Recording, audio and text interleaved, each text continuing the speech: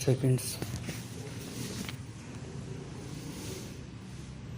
On behalf of the Indian National Commission and myself, I extend a very cordial welcome to Mr. Boder, Director General of UNESCO, on the occasion of his first official visit to India.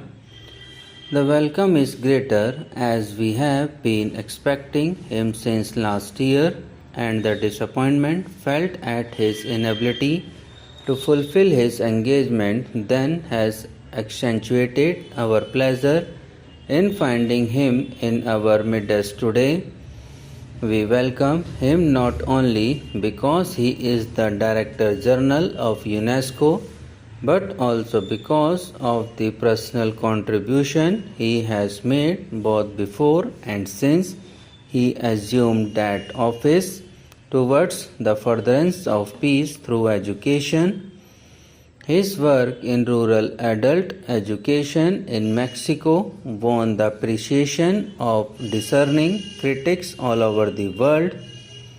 Ever since he assumed office as Director General, he has given a new impetus to the program of fundamental education and the service of underdeveloped areas. I have every hope that his present tour of India, Ceylon, and Pakistan will establish closer bonds between UNESCO and these countries and lead to greater efforts in the cause of education for peace and unity. UNESCO is one of the specialized agencies of UNO which was established to achieve international unity and peace. UNESCO is one of the specialized agencies of UNO which was established to achieve international unity and peace. We must, however, confess that world unity on the political plane is still a distant goal. The world organization which have been set up to achieve political unity, whether as the League of Nations or the United Nations organization, have not yet achieved anything that can rekindle the hopes of man.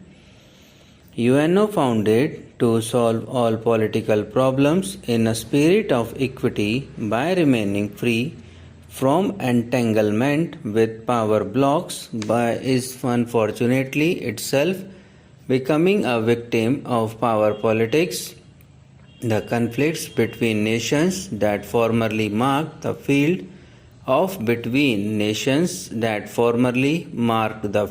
of diplomacy are now often displayed in the deliberations of UNO.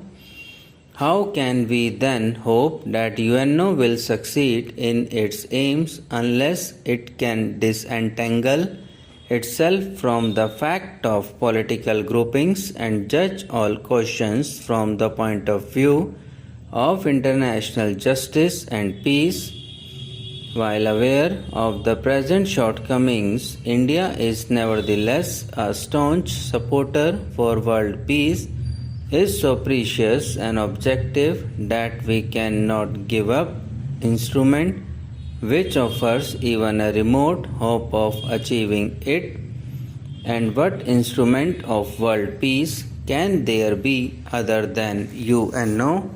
If therefore in this troubled world we can find any gleam of hope for unity and peace, it can be only through the activity of UNESCO. UNESCO rightly recognizes that all conflicts originate in the mind of man, and hence it is in the minds of men that the bastions of peace must be built. The emphasis here is on the cultural unity of mankind, to which different countries and different peoples have made their contribution.